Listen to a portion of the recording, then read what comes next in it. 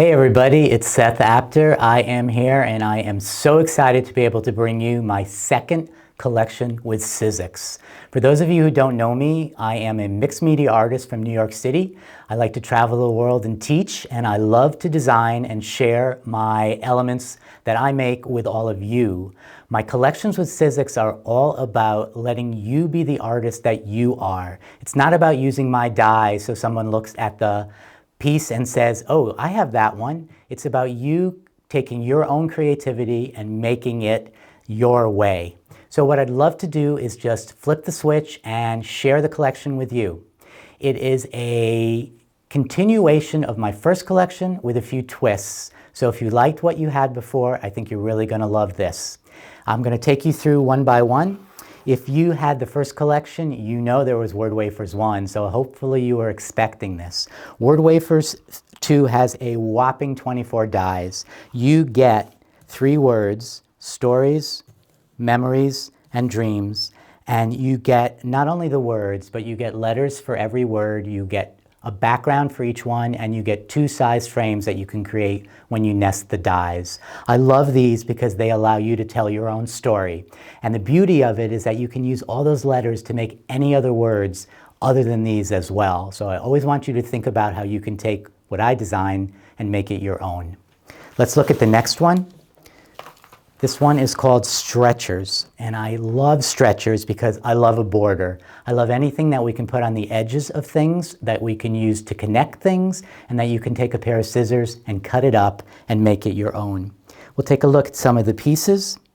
These are all symbolic, they are all shapes, but they are a little bit unidentifiable. I wanted to go away from just the pure square and the circle that we always use to go to something that, again, you can make your own. So we have a zigzag here, we have a little bit of a ladder or a train track, and then we have these little squiggly dots attached to a thin rim. And the beauty of that is it allows you to curve it any way you want. Last but not least, we have the numbers. And I love a good number. I want them in every one of my releases, and this is where I have it in here.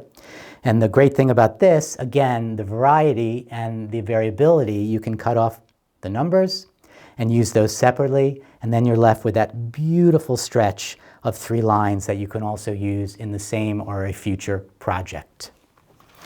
Let's take a look at the next one. And this may be one of my favorites, don't tell the others, but this is Paper Cuts, and that's C-U-T-Z. I love this one because it's more than what meets the eye.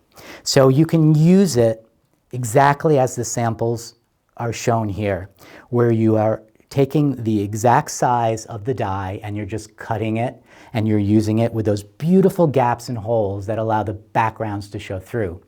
Also, in this collection, the offcuts are really worth something because you could collect them and you can reinsert them in different colors or use them separately. And you see there's some really cool shapes here that you can do. But the secret behind this one is that you can use this die on any sheet of paper, anywhere on that piece of paper. So if you have a card, you can cut these holes right into the front center of the card, the front right, the front left, and it doesn't have to be its own separate piece. So when you're layering, you get all the little things underneath popping through. That's why I think it's my favorite. It allows you to create those layers that are almost a little bit like a secret. All right, we are on to the big die, the big guy of the bunch. This is Diamond District. I really was excited about creating this because I know that my last collection had a big die that I couldn't get enough of, and this one is just like that. It allows you to use it large, cut it up and use it small, refill in the segments. You can see right here that it is a beauty. I've die cutted it twice, and I put the black cardstock underneath so you get that shadow effect. So you really feel like you're almost looking through those windows. But the beauty of this is, again, when you make it your own. If you look closely, you're going to see there's some X's along with the diamonds. So I could just cut that off and get a very different effect than if I split it right here. So this would be good for a 12 by 12 spread because it's large and it would be the centerpiece. You can cut a segment out and make it for a card front, perfect for your journals and your mixed media projects as well. I think that there's a lot you can do with this.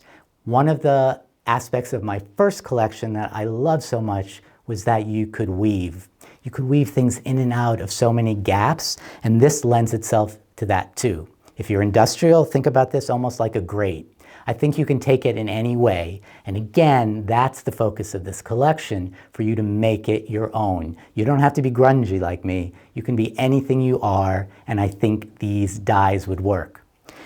Now, a collection from me, as you already know because there's been one, would not be complete without an embossing folder.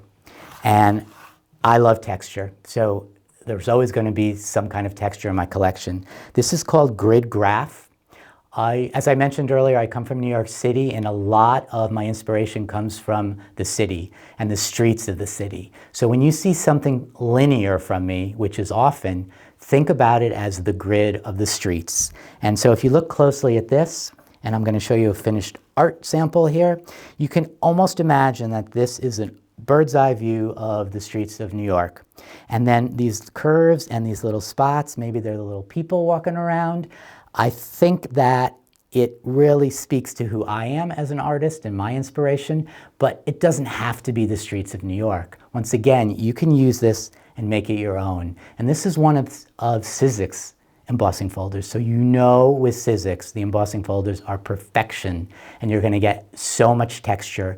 And you don't need to do much, you just need to crank a little, and you're already going to have the beautiful texture that comes from an embossing folder at Sizzix. So thank you so much for taking the time to watch this release and my new collection. I am so excited to see the magic that you create when you get these dies and an embossing folder in your hands. Always remember to tag Sizzix and myself so that we can see what you're creating. And don't forget, these are available now at your favorite Sizzix retailer and at Sizzix Online.